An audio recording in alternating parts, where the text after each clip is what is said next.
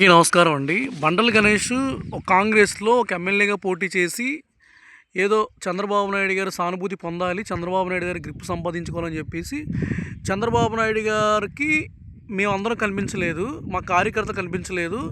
బడుగు బలహీన వర్గాలకి ఎమ్మెల్యే అవకాశాలు ఇస్తానన్నారు, బడుగు బలహీనులకి ఎమ్మెల్యేగా అసెంబ్లీలో స్థానం కల్పిస్తానన్నారు. ఏమంటే మళ్ళీ అవన్నీ వాగ్దానాలన్నీ మాట్లాడేసి అవన్నీ పక్కన పెట్టేసి వైఎస్ఆర్సీపీలో పనిచేసిన కొంతమంది ఎమ్మెల్యేలు లాక్కొని వాళ్ళే వచ్చారు. వచ్చి ఈయన వాళ్ళకి మన మినిస్టర్ పదవులు ఇచ్చారు. సరే ఓకే. ఈ బండ్ల గణేష్ వ్యక్తిని తీసుకొచ్చి ఈ బండ్ల గణేష్ ఏదో గొప్ప చేసినట్టుగా, నీతి చేసినట్టుగా, అంటే యువతల వాళ్ళు కార్యకర్తలు ఏది చేయలేదా చంద్రబాబు నాయుడు గారు? అంటే ఆయన ఒక్కడే చేశాడా మీకోసం? ఆయన ఒక్కడే గొంతిర్చి అరిచాడా? మేము అరవలేదా? మేము బాధపడలేదా? మేము కన్నీరు కార్చుకోలేదా?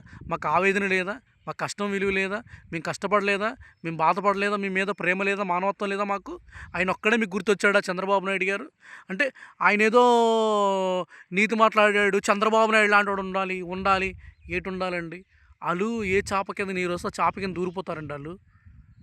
నీతిగా కష్టపడేవాడు, నీతిగా ఉండేవాడు, నీతిమంతుని ప్రేమించండి సార్. 75 లక్షల మంది కార్యకర్తలు అంటారు తెలుగుదేశం పార్టీకి. ఒక కార్యకర్తనైనా గుర్తించి ఎమ్మెల్యే టికెట్ ఇచ్చారా? ఒక కార్యకర్త పట్లైనా విశ్వాసాన్ని చూపించారా? ఒక కార్యకర్తకైనా మంచి లైఫ్ ఇచ్చారా? ఎవరికి ఇచ్చారండి? ఎవరో వాళ్ళ నాన్నగారికి పేక్ కోసేస్తే ఆయన గవర్నమెంట్ ఉద్యోగం ఇచ్చారండి కొడుక్కి. అంటే మీ పార్టీలో కార్యకర్త కాబట్టి ఆయన పేక్ కోసేస్తే మీరు గవర్నమెంట్ పోస్ట్ ఇచ్చారండి. ఏంటి జెండా మోసే ప్రతివాడు తెలుగుదేశం కార్యకర్త, జెండా మోసే ప్రతివాడు తెలుగుదేశం ముద్దుబిడ్డ. ఈరోజు ఏదో బండ్ల గణేష్ని హత్య చేసుకున్నాం, అద్దుకున్నాం. ఎందుకు సార్ అటువంటి వాళ్ళు ఏ చాప కింద నీరు వస్తే ఎక్కడ ఎక్కడ లైఫ్ వస్తే అక్కడ బతికేస్తారు సార్. వాళ్ళు సినిమాలు లేవు, ఏం చేయాలో అర్థం అవ్వట్లేదు. ఎవరినో కాకా పడితే ఇది అవకాశాలు వస్తాయి. ఓకే, ఇక్కడ ఒకటే అర్థం చేసుకోండి సార్, మనిషిని గుర్తించండి, మానవత్వాన్ని గుర్తించండి, మన ఏదైతే వాగ్దానాలు ఇచ్చామో అవి గుర్తించండి. బడుగు బలహీన వర్గాలకు ఆశాజ్యోతి అసెంబ్లీలో అవకాశాలు కల్పిస్తానన్నారు, అదే మాయమాట. నెక్స్ట్ నిరుద్యోగ వృత్తిని ముందుకు తీసుకెళ్తానన్నారు. ఎక్కడ సార్ అభివృద్ధి జరుగుతుంది? అభివృద్ధి జరగట్లేదు. ప్రశ్నించితే సపోర్ట్ చేయట్లేదు. కార్యకర్తలకు అన్యాయం జరిగితే ఆదుకోవట్లేదు. ఎవడు పడితే నాకు లోకేష్ తెలుసు, చంద్రబాబు నాయుడు తెలుసు, ఇలా గొప్పలు చెప్పుకొని సెకండ్లు ఇచ్చుకొని నేనేం చెప్తా పని జరిగిపోద్ది. ఇవన్నీ ఎందుకు సార్? ఇవన్నీ అవసరమా సార్? నీతిగా నిజాయితీగా చేయండి సార్. అఖిల భారత సర్వీస్ అధికారులు ఏమైనా పనిచేస్తున్నారు సార్?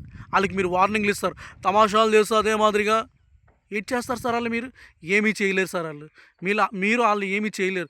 మీరు నిజంగా చేయాలనుకుంటే, మీకు స్వయం ప్రతిపత్తి కలిగి ఉంటే, మీకు నిజంగా గౌరవం ఉంటే, మీకు నిజంగా పార్టీ మీద శుద్ధి, ధైర్యం, కన్స్ట్రక్షన్ ఉంటే ఫస్ట్ అఖిల భారత సర్వీస్ అధికారులు కూడా గ్రీన్ చేసుకొని రండి సార్.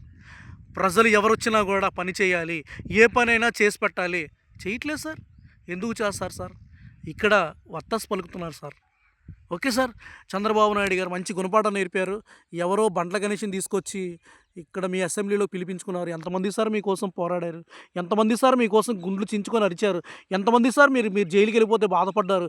ఎంతమంది సార్ ఆవేదన చెందారు? ఎంతమంది సార్ కన్నీరు చుక్కలు కార్చారు సార్? మీకు ఎంత మానవత్వం లేదు సార్ చంద్రబాబు నాయుడు గారు? మీకు మళ్ళీ పూలతో వర్షాన్ని కురిపించారు సార్. ఆ బండ్ల గణేష్ వచ్చాడు ఆ రోజు పవన్ కళ్యాణ్ వచ్చాడు సార్ ముందుకి, నేనున్నాననే ధైర్యంతో, నేనున్నాననే భరోసాతో. ఆయన సార్ ఉత్తముడు, ఆయన సార్ గొప్పవాడు సార్. మాలాంటి కార్యకర్తల్లో ఆయన ఒక కార్యకర్త సార్, ఒక జనసేన పార్టీ నాయకుడు సార్ పవన్ కళ్యాణ్. ఆయన సార్ గొప్పవాడు. నేనున్నాననే ధైర్యాన్ని ఇచ్చి కల్పించి మానవతా దృక్పథంతో అర్పించుకొచ్చాడు సార్. ఆయన్ని గుర్తించండి సార్. ఏంటి సార్ వీళ్ళు? ఎవరు సార్ ఈ బండ్ల గణేష్? తప్పు సార్. ఉంటాను సార్. జై హింద్.